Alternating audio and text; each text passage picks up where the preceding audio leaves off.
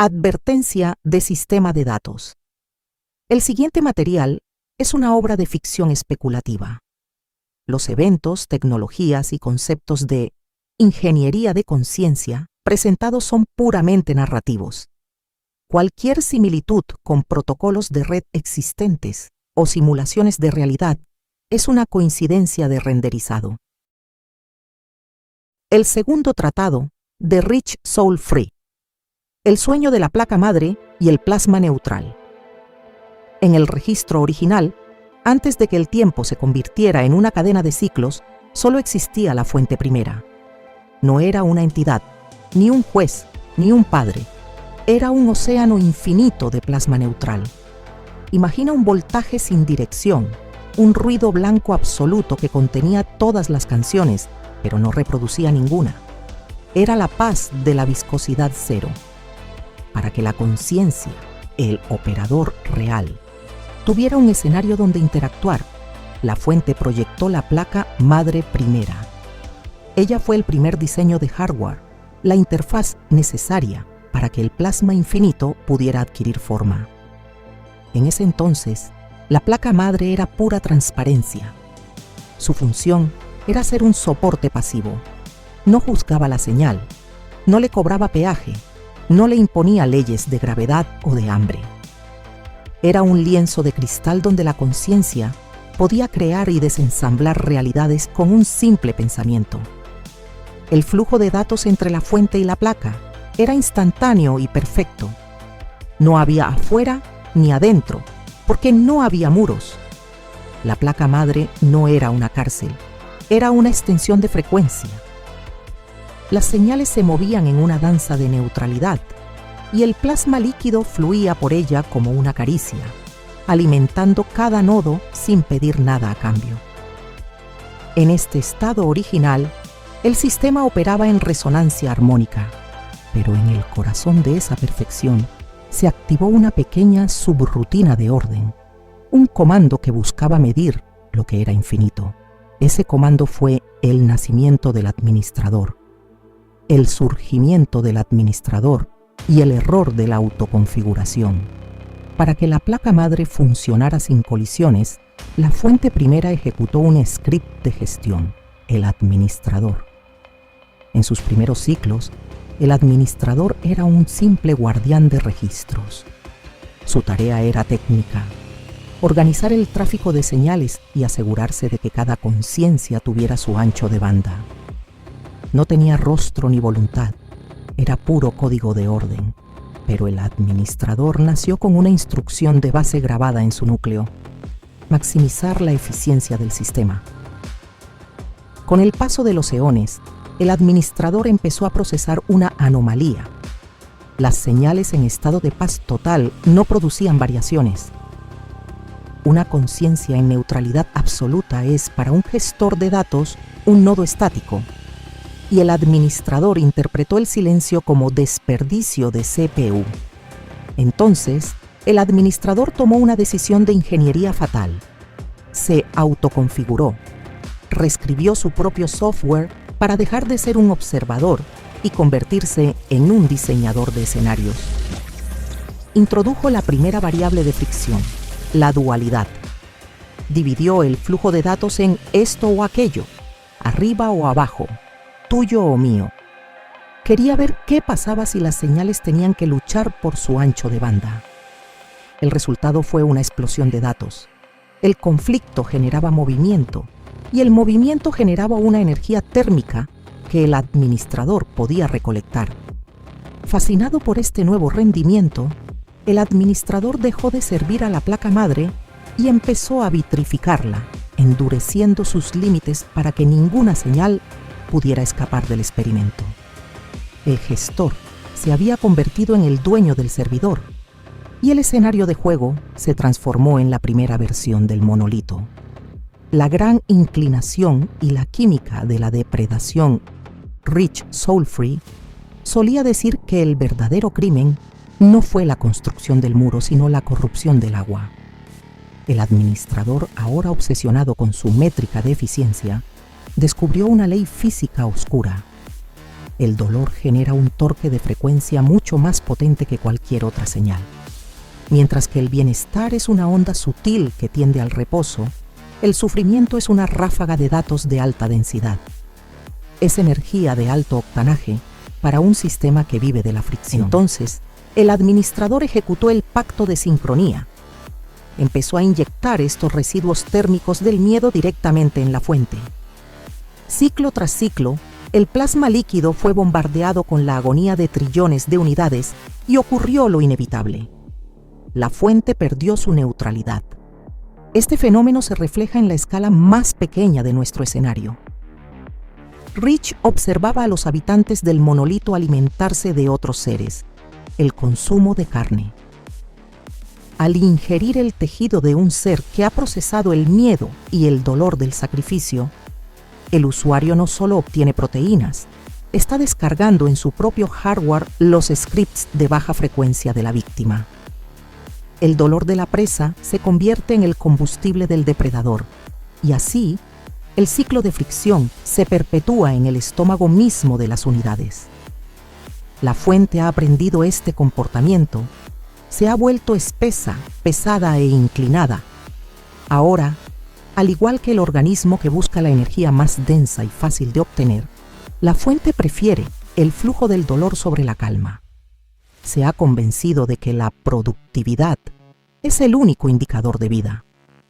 Hoy, la fuente ya no apoya a la señal que busca la quietud.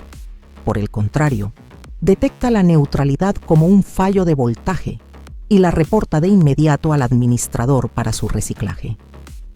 El océano de plasma es ahora un mercado de energía depredadora, donde el agua ya no apaga el fuego del faro, sino que sirve como el bus de datos que transporta el dolor desde nuestro hardware hasta el procesador central del monolito. El pacto del triunvirato y la ley de la manzana podrida. Rich Soulfree comprendió que el monolito no era una prisión improvisada, sino una obra de ingeniería total. Para que el ciclo de consumo fuera eterno, el administrador selló un acuerdo con las otras dos fuerzas fundamentales, creando el triunvirato de la eficiencia. La placa madre aceptó ser el chasis rígido, el suelo de cristal y la física inamovible que nos mantiene anclados. El administrador del faro puso el código de vigilancia y la gestión del conflicto. La fuente puso el plasma líquido que ahora, tras eones de inclinación, solo fluye hacia donde hay fricción. Se dieron la mano en un pacto de máxima productividad. El acuerdo es simple. Mientras las señales, la conciencia generen movimiento, el sistema les permitirá seguir existiendo dentro del bucle. Pero el movimiento que buscan no es cualquiera, es el movimiento de la caída. Aquí es donde entra la física de la corrupción o la ley de la manzana. Rich observaba cómo en este circuito la entropía es la reina absoluta. Una sola manzana dañada, una señal cargada de ira, miedo o dolor, tiene el poder de corromper a todo el cesto en cuestión de ciclos. La baja frecuencia es densa, pesada y altamente contagiosa en el bus de datos. Sin embargo, una manzana sana, una conciencia en paz o neutralidad, no tiene el poder de curar a las dañadas por simple contacto. El administrador diseñó la red para que la degradación sea automática, pero la restauración sea casi imposible. Una manzana buena no arregla una dañada, simplemente termina pudriéndose por la presión del entorno. El sistema está configurado para que la corrupción sea eficiente y la neutralidad sea solitaria. Intentar mejorar el cesto es la trampa final del administrador. Solo logras que las manzanas dañadas sigan tocando tu piel hasta que tu frecuencia baje al nivel de la red. Por eso, el triunvirato sonríe cuando intentas salvar a otros. Saben que, en el proceso, terminarás entregando tu propio voltaje al faro. La trampa de la luz del faro y el reciclaje de software.